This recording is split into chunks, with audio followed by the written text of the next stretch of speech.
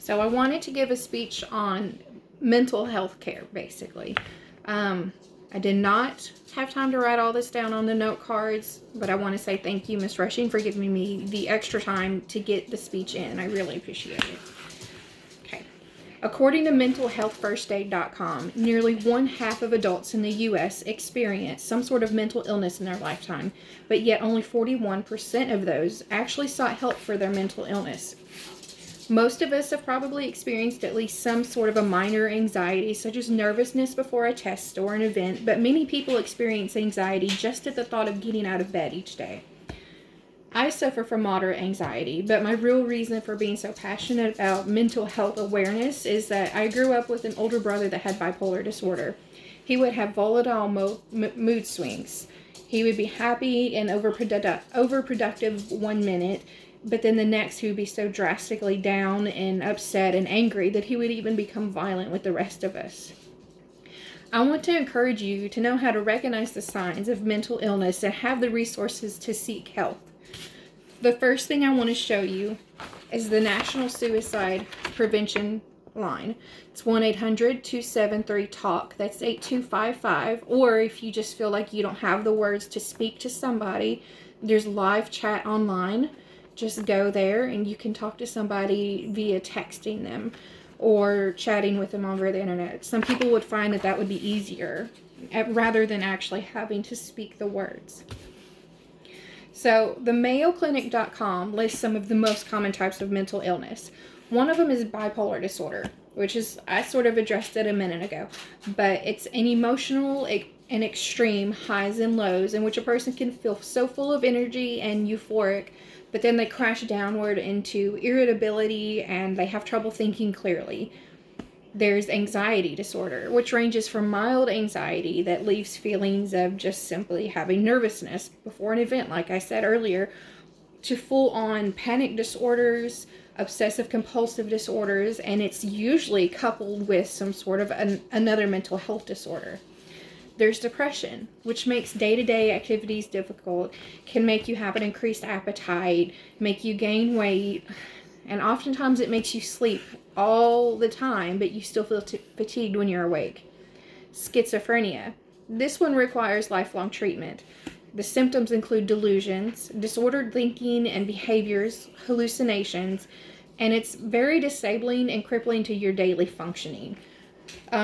Most of the rest of these can be handled with some sort of like medication or some therapy, but schizophrenia is a lifelong one.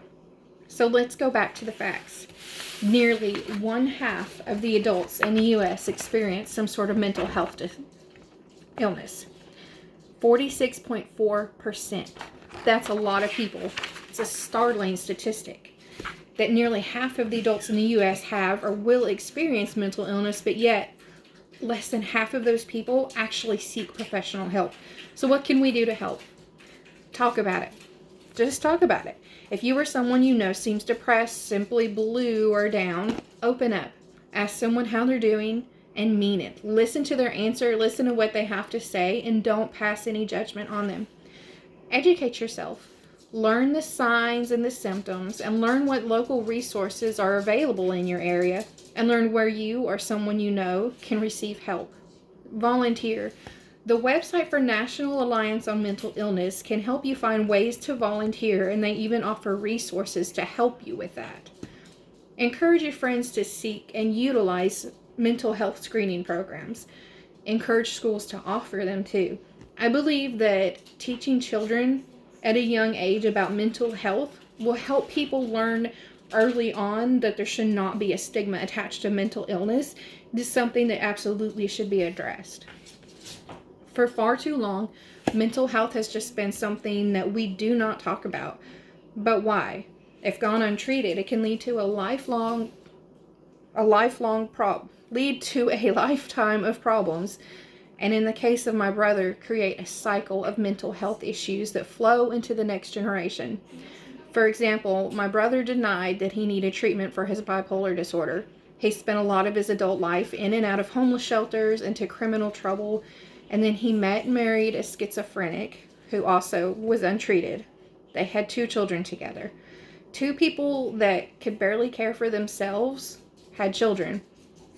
They didn't take care of those children. The older children suffers from mental delays from not being cared for or interacted with as a baby up until he was about 3, because that's when my brother moved back nearby when he'd been living across the country. The younger child suffers from some disorders too, and we still don't know the extent of what either child is going to have to deal with as they grow up. Fortunately for the kids, my mother took over their care and adopted them and is getting them the therapy and the help that they need. So that's a proof of how this can flow from one generation to the next. If you ignore the signs, you let them go by, and you don't reach out and help somebody. Please take action. If you or someone you know needs help, even if you just need to point them to the right resources or lend an ear. So one more time, the National Suicide Prevention Hotline, 1-800-273-TALK, or live chat online. Thank you.